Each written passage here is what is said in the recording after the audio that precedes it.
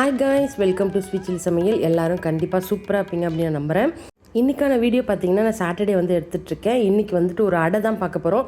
ரொம்ப டேஸ்ட்டாக இருக்கும். கண்டிப்பாக நீங்களும் ட்ரை பண்ணலாம். மார்னிங் பிரேக்ஃபாஸ்ட்டுக்கு வந்துட்டு அந்த நட்ஸ் போட்ட ஜூஸ் தான் குடிச்சாச்சு. அதனால் டேரெக்டாக வந்து நம்ம இன்றைக்கி லஞ்சு தான் பார்க்க போகிறோம்.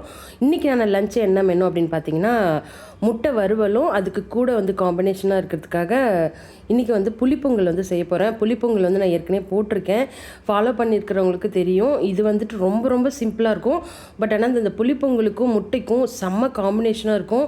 கண்டிப்பாக ட்ரை பண்ணலாம். அதுக்கு முன்னாடி நம்ம வந்து அடைக்கி வந்து ஊற வச்சிடலாம். அப்போ தான் இப்போ ஊற வச்சா தான் ஒரு 6 மணி நேரத்தில் வந்து நல்லா ஊறும். ஈவினிங் வந்துட்டு நம்ம வந்து டின்னர் பண்ணுறதுக்கு கரெக்டாக இருக்கும். அதனால் நம்ம ஃபஸ்ட்டு நம்ம அடைக்கி வந்து ஊற வச்சிடலாம். இந்த அடை வந்து பார்த்திங்கன்னா நான் கொஞ்சம் வித்தியாசமாக ஊற வச்சுருக்கேன். இதில் ஏதாவது உங்களுக்கு நீங்கள் வேறு ஏதாவது யூஸ் பண்ணுவீங்க, இந்த தாலுக்கு பதிலாக வேறு ஏதாவது யூஸ் பண்ணுவீங்கன்னா கண்டிப்பாக நீங்கள் கமெண்ட் செக்ஷனில் சொல்லலாம். இதோட அளவு வந்து நான் கரெக்டாக சொல்லிடுறேன். புரியலன்றவங்களுக்கு நான் வந்து டிஸ்கிரிப்ஷன் பாக்ஸில் கிளியராக வந்துட்டு கொடுத்துட்றேன். அதில் வந்து நீங்கள் செக் பண்ணிக்கலாம். இந்த அடைக்கான மாவு பார்த்தீங்கன்னா 1 கப் அளவுக்கு பச்சரிசி, 1 கப்பு அதாவது ஃபுல்லாக வந்து எடுத்துக்கணும். பச்சரிசி மட்டும்தான் வந்து 1 கப்பு வரும். இது எல்லாமே வந்து அளவு கொஞ்சம் மாறும். அடுத்ததாக பார்த்தீங்கன்னா இந்த பச்சரிசி கூடயே வந்துட்டு 3/4 கப்பு அளவுக்கு வந்து இட்லி அரிசி வந்து எடுத்துக்கணும். நான் வந்து இட்லி அரிசிக்கு பதிலாக வந்து சிகப்பரிசி வந்து எடுத்திருக்கேன். நீங்கள் வந்து இட்லி அரிசி கூட எடுத்துக்கலாம். இட்லி அரிசியும் பச்சரிசியும் செய்கிற போது நல்லா ஒரு கிறிஸ்பியாக கிடைக்கும். அதுக்கு தான் நம்ம சேர்க்குறோம். அடுத்ததாக பார்த்தீங்கன்னா 1/2 கப்பு அளவுக்கு கடலைப்பருப்பு போட்டோம் அப்படின்னா நல்லா வந்து மொறுமொறுப்பாக வடை டேஸ்ட் கிடைக்கும். அதனால தான் வந்து கடலைப்பருப்பு ஒரு 1/2 கப்பு அளவுக்கு நம்ம போட்டுக்கிறோம்.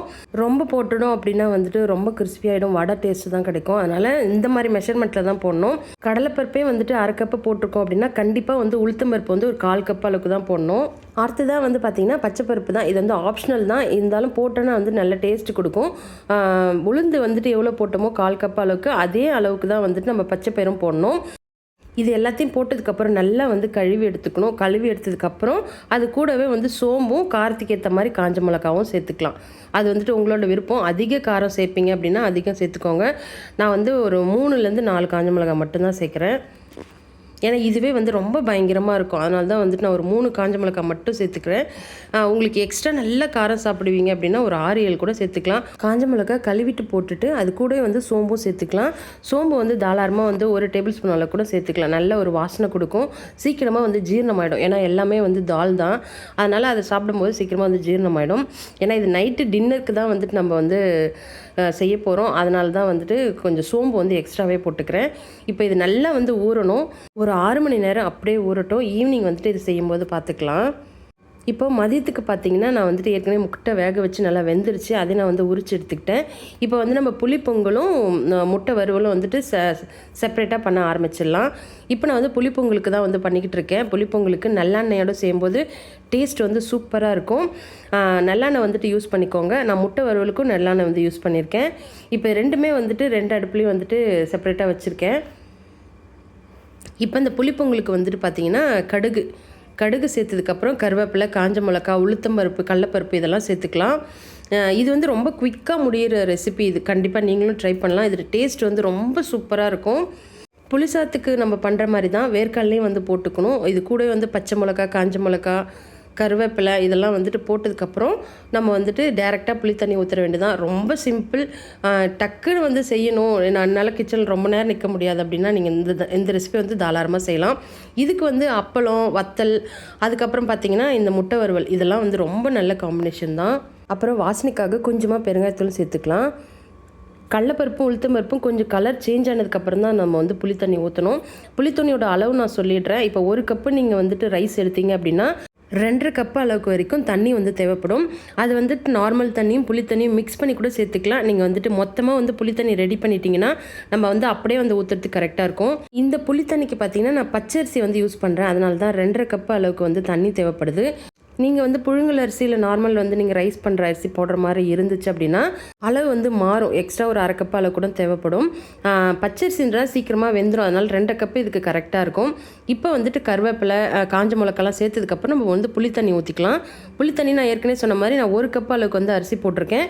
2.5 கப்பு அளவுக்கு வந்து நான் புளி தண்ணி எடுத்திருக்கேன். புளி வந்து பார்த்திங்கன்னா சின்ன மீடியம் சைஸ் அளவுக்கு, லெமன் சைஸ் அளவுக்கு தான் வந்துட்டு போட்டிருக்கோம்.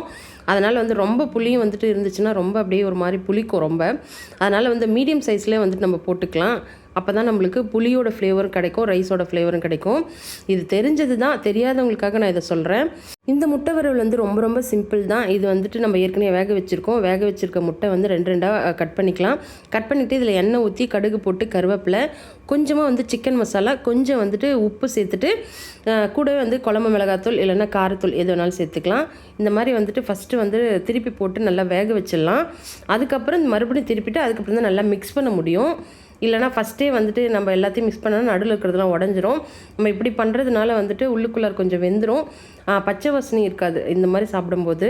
இதில் ஏற்கனவே போன வீடியோலாம் வந்து நான் வெங்காயம் யூஸ் பண்ணியிருப்பேன். நீங்கள் வெங்காயம் யூஸ் பண்ணுற மாதிரி இருந்துச்சுன்னா இந்த கடுகு கருவேப்பிலை கூடயே வந்துட்டு சின்ன வெங்காயம் பொடி பொடியாக கட் பண்ணி அதை சேர்த்துட்டு கொஞ்சமாக பூண்டும் சேர்த்துட்டு நல்லா கோல்டன் கலரில் வரணும். வந்ததுக்கப்புறம் நீங்கள் மசாலா வந்துட்டு நல்லா தண்ணியில் குழச்சி முட்டையை டிப் பண்ணி இதே மாதிரி நீங்கள் வச்சிங்கன்னா அது ஒரு விதமான டேஸ்ட்டாக இருக்கும், கொஞ்சம் சாஸியாக சூப்பராக இருக்கும். அடுத்ததாக வந்து பார்த்திங்கன்னா இந்த புளித்தண்ணி வந்து நல்லா கொதிச்சதுக்கப்புறம் தான் நம்ம வந்து அரிசி போடணும். அரிசி போட்டுட்டு 2 விசில் தான் கரெக்டாக இருக்கும். ஏன்னா நம்ம பச்சரிசி தான் போட்டிருக்கோம், அதனால் சீக்கிரமாக வந்து வெந்துடும். நான் ஏற்கனவே சொன்ன மாதிரி ஃபஸ்ட்டு வந்துட்டு உள்ளுக்குள்ளாரே வெளியிலையும் வெந்ததுக்கப்புறம் தான் வந்து நம்ம திருப்பி போட்டோன்னா ரொம்ப உடையாது, நம்மளுக்கு முழுசாக அப்படியே கிடைக்கும். இது 2 காம்பினேஷன் வந்து நீங்களும் கண்டிப்பாக ட்ரை பண்ணிவிட்டு எப்படி வந்திருக்குன்னு கமெண்ட் செக்ஷனில் சொல்லுங்கள். மறக்காமல் லாஸ்ட்டாக வந்து இந்த பச்சை கருவேப்பிலை போடுங்க, அப்போ தான் அதோட ஃப்ளேவர் வந்து இன்னும் நல்லா எடுத்து கொடுக்கும். அடுத்ததாக பார்த்திங்கன்னா அரிசினை வந்து நம்ம போட்டுடலாம். அரிசி போட்டுட்டு 2 விசில் மட்டும் வச்சிடலாம். இன்றைக்கான லஞ்ச் மெனு தான் இது. கண்டிப்பாக நீங்களும் ட்ரை பண்ணுவீங்க அப்படின்னு நம்புகிறேன். இது வந்துட்டு செஞ்சு முடித்து நாங்கள் வந்துட்டு பிளேட்டிங் பண்ணும்போது வந்து பார்த்திங்கன்னா கேமரா ஆன் ஆகவே இல்லை, அது தெரியாமல் நாங்கள் வீடியோ எடுத்துகிட்ருக்கோம். அதனால தான் வந்துட்டு லாஸ்ட்டாக செஞ்சு முடித்ததை வந்து கவர் பண்ண முடியல. கண்டிப்பாக வந்துட்டு இது ஒரு தனியாக ரெசிபியாக போடுறேன். ஏன்னா எங்களுக்கு ஃபஸ்ட்டு அது கேமரா ஆன் ஆனதே எங்களுக்கு தெரியல, அதனால் வந்துட்டு இதை நான் வந்து கேப்சர் பண்ண முடியல. லாஸ்ட்டாக பிளேட்டிங் மட்டும்தான், அதை தான் வந்துட்டு ரொம்ப மிஸ் பண்ணிட்டோம். அது ரொம்ப டேஸ்ட்டாக இருந்துச்சு, பார்க்குறதுக்கும் நல்லா இருந்தது. சரி நெக்ஸ்ட் வீடியோவில் பார்த்துக்கலாமே அப்படின்றதுக்காக விட்டாச்சு. அடுத்ததான் வந்து பார்த்திங்கன்னா இந்த தவளடைக்கு வந்துட்டு அரைச்சிடலாம். இது வந்து தவளடைன்னு நாங்கள் சொல்லுவோம், ஆனால் ஒருத்தவங்க ஒரு பேர் சொல்லுவாங்க. கண்டிப்பாக நீங்கள் என்ன சொல்லுவீங்க அப்படின்றத மறக்காமல் கமெண்ட் செக்ஷனில் சொல்லுங்கள். இது வந்துட்டு ஈவினிங் ஸ்நாக்ஸாக கொஞ்சம் நான் பண்ண போகிறேன். ஏன்னா வந்துட்டு இப்போ நான் அரைச்சிட்ருக்கிற டைம் பார்த்திங்கன்னா ஒரு 4 o'clock தான் இருக்கும். அதனால் இது ஒரு நல்ல டீயோடு வந்துட்டு இந்த தவளடை வந்துட்டு எப்படி வந்து ஸ்நாக்ஸாக யூஸ் பண்ணலாம் அப்படின்றது தான் நான் சொல்ல போகிறேன். ஸ்நாக்ஸ்க்கு பார்த்திங்கன்னா கொஞ்சம் நல்லா கட்டியாக திரியாக வந்து எடுத்துக்கிட்டேன். டின்னருக்கு வந்து கொஞ்சம் தண்ணியாக வந்து லிக்விடாக இருக்கணும், அப்போ தான் வந்துட்டு டேஸ்ட் வந்து சூப்பராக இருக்கும். நான் வந்துட்டு இதில் சிகப்பரிசி போட்டிருக்கிறதுனால கலர் கொஞ்சம் வித்தியாசமாக இருக்கும். நீங்கள் வந்து நார்மலாக அரிசி போட்டிங்க, இல்லை நீங்கள் இட்லி அரிசி போட்டிங்கன்னா அதோட கலர் வந்துட்டு வேறு மாதிரி இருக்கும். இது வந்து நீங்கள் அடை மாதிரியும் தட்டி சாப்பிட்லாம், இந்த மாதிரி எண்ணெயில் வந்து பொரித்து சாப்பிட்லாம். இல்லை எக்ஸ்ட்ரா வந்துட்டு வடை மாதிரி போடணும் அப்படின்னா நீங்கள் வந்துட்டு வெங்காயம், பச்சை மிளகா, கருவேப்பிலை, கொத்தமல்லிலாம் போட்டுட்டு நல்லா வந்துட்டு வடை மாதிரி கூட தட்டி சாப்பிட்லாம், இல்லை போண்டா மாதிரி கூட சாப்பிட்லாம். எப்படி பார்த்தாலும் இது வந்துட்டு எல்லாத்துக்குமே வந்துட்டு கரெக்டாக இருக்கும்.